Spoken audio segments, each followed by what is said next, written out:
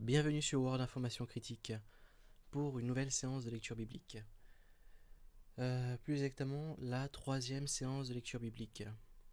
Et nous allons reprendre là où nous sommes arrêtés, c'est-à-dire au chapitre 10 du livre des psaumes, et nous allons continuer et nous verrons là où l'Esprit nous guidera.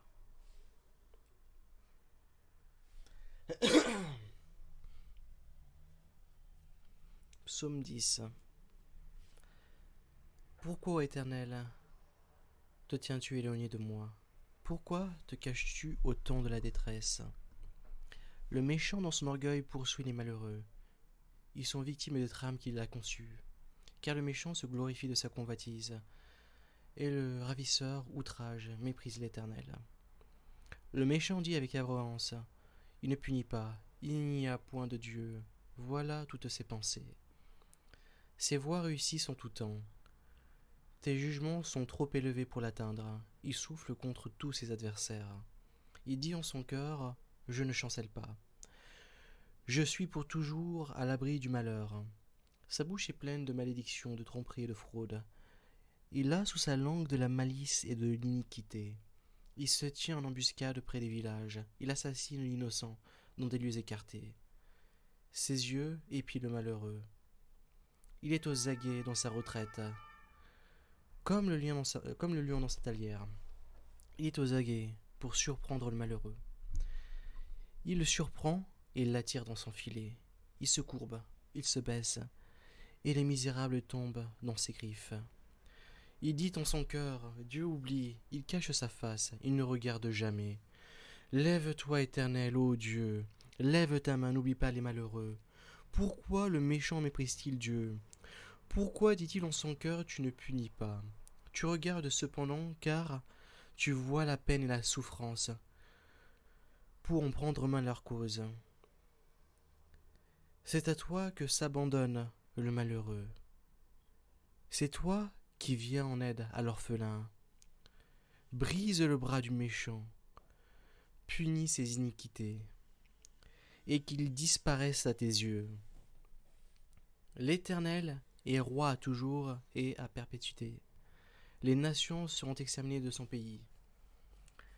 Tu entends les vœux de ceux qui souffrent. Ô Éternel, tu affermis leur cœur, tu prêtes l'oreille, pour rendre justice à l'orphelin et à l'opprimé, afin que l'homme tiré de la terre cesse d'inspirer l'effroi. Amen.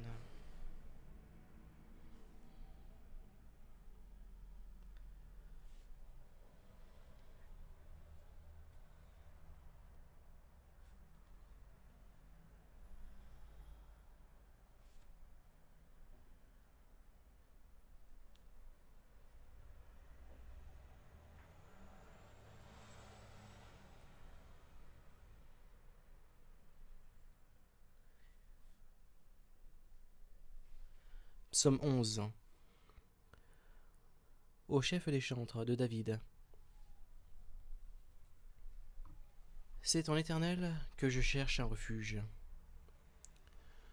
Comment pouvez-vous me dire, fuyez dans vos montagnes comme un oiseau? Car voici les méchants bandent l'arc. Ils ajustent leurs flèches sur la corde, pour tirer dans l'ombre sur ceux dont le cœur est droit.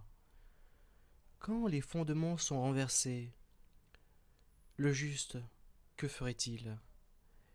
L'Éternel est dans son saint temple. L'Éternel a son trône dans les cieux. Ses yeux regardent, ses paupières sondent les fils de l'homme. L'Éternel sonde le juste. Il hait le méchant, et celui qui se plaît à la violence. Il fait pleuvoir sur les méchants des charbons, du feu et du soufre, un vent brûlant. C'est le calice qu'ils ont en partage. Car l'Éternel est juste, il aime la justice. Les hommes droits contemplent sa face. Amen.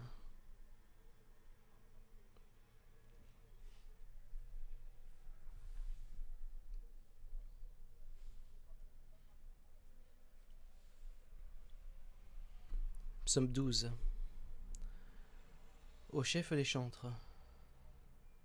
Sur la harpe à 8 cordes, psaume de David. Sauve, Éternel, car les hommes pieux s'en vont. Les fidèles disparaissent parmi les fils de l'homme. On se dit des faussetés les uns aux autres. On assure les lèvres des choses flatteuses.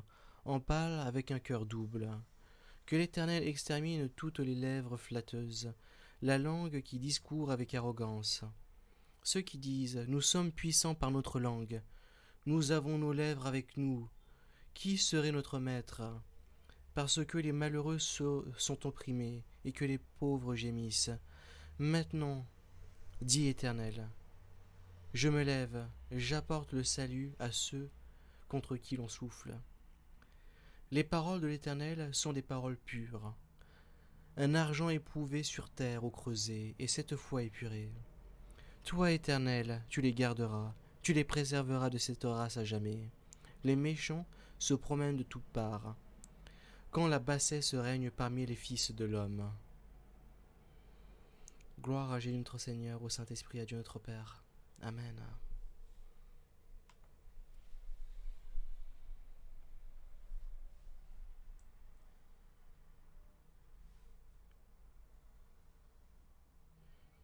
Psaume 13. Psaume de David.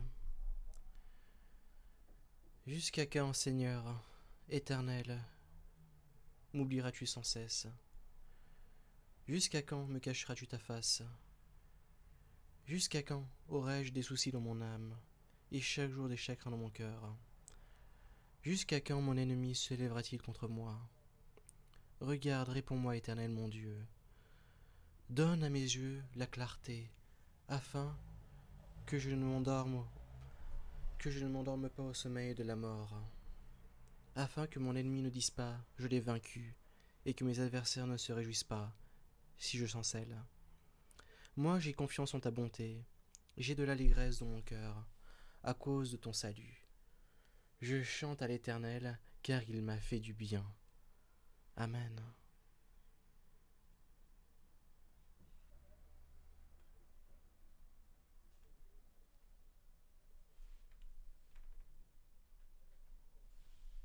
Psaume 14.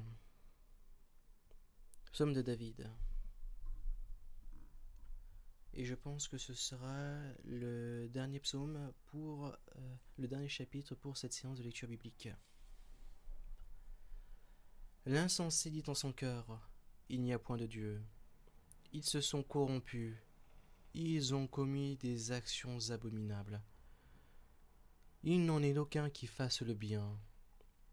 L'Éternel du haut des cieux regarde les fils de l'homme, pour voir s'il y a quelqu'un qui soit intelligent, qui cherche Dieu. Tous se sont égarés, tous sont pervertis.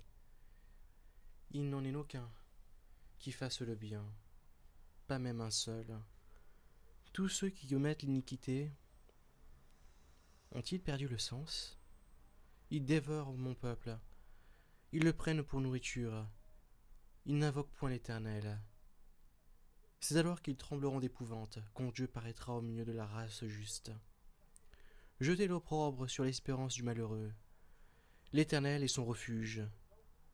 Oh, qui fera partir de Sion la délivrance d'Israël? Quand l'Éternel ramènera les captifs de son peuple, Jacob sera dans l'allégresse, Israël se réjouira.